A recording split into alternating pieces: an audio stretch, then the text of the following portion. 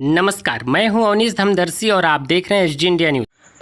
कारगिल शहीद राम समूज यादव की स्मृति में उनके गांव नत्थूपुर अंजान शहीद स्थित शहीद पार्क में मंगलवार को उनकी याद में शहीद मेले का आयोजन किया गया। शहीद मेले के मुख्य अतिथि वीर नायक दीपचंद कारगिल योद्धा रहे। शहीद मेले में आसपास के जनपद के 25 शहीदों के परिवारों को सम्मानित किया गया। वहीं विविध देशभक्ति सांस्कृतिक कार्यक्रमों का भी आयोजन किया गया। इस दौरान वीर नायक दीपचंद ने अग्निवीर योजना के संबंध में उन्होंने कहा कि मेरा मानना है कि यह योजना ठीक नहीं है, लेकिन अभी योजना आई है तो आगे देखना होगा कि क्या 4 साल की सर्विस वाले सैनिकों के अंदर अपनापन आता है या नहीं।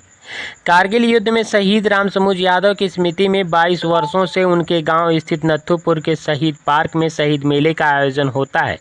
इस वर्ष भी शहीद मेले का आयोजन किया गया, जिसमें भारी संख्या में उपस्थित लोगों ने कारगिल शहीद राम समूज यादव को पुष्पांजलि अर्पित कर श्रद्धांजलि दिया। इसके बाद शहीद राम समूज के भाई प्रमोद यादव ने आजमगढ़, गोरखपुर, गाजीपुर सहित अन्य जिलों में के 25 शहीदों के परिजनों को अंगवस्त्रम व स्मृति चिन्ह देकर सम्मानित किया। शहीद मेले में मुख्य अतिथि वीर नायक दीपचंद, जो कारगिल युद्ध के दौरान अपना एक हाथ व दोनों पैर गंवा चुके हैं, वे पहुंचे। उन्होंने शहीद मेले में उपस्थित लोगों को कारगिल युद्ध के दौरान साहस, वीरता और देशभक्ति की गाथा से लोगों को रूबरू कराकर उत्साहित किया। वहीं विभिन्न प्रकार के देशभक्ति गीतों व कार्यक्रमों के माध्यम से शहीद मेले में उपस्थित लोगों में देशभक्ति में डूब रहे।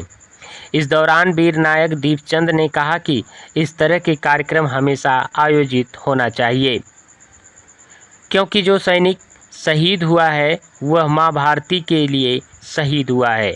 उन्होंने कहा कि हर विभाग में लोग भागने के लिए आते हैं, लेकिन सैनिक बनने के लिए विरले ही लोग जाते हैं।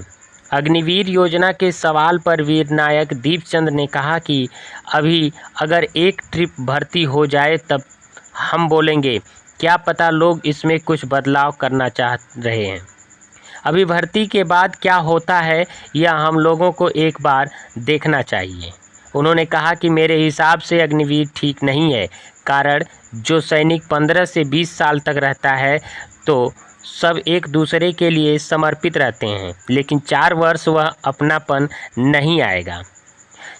4 साल में कोई आएगा तो वह नौकरी व छौकरी मिल गई फिर भागो यहाँ से, ये हमारे अपने विचार हैं। लेकिन ऊपर और भी बड़े लोग हैं, उनकी क्या सोच है यह देखना चाहिए। उन्होंने कहा कि 18 साल की उम्र में आएगा और 22 साल की उम्र में रिटायर हो जाएगा तो देश के लिए उसका क्या योगदान होगा। वहीं कारगिल शहीद राम समूज के छोटे भाई शहीद मेले के संयोजक प्रमोद यादव ने कहा कि वर्ष अपने भाई के शहीद होने के बाद प्रत्येक वर्ष शहीद मेले का आयोजन करते हैं। शहीद मेले में जनपद के साथ साथ आसपास के जनपदों के शहीदों के परिवारों को सम्मानित करने के साथ ही देशभक्ति कार्यक्रमों का भी आयोजन किया जाता है। मेले में आसपास के बड़ी संख्या में लोग शामिल होकर शहीद बड़े भाई राम समूज को श्रद्धा सुमन अर्पित करते हैं। आप देख रहे हैं SD India news, bureau report.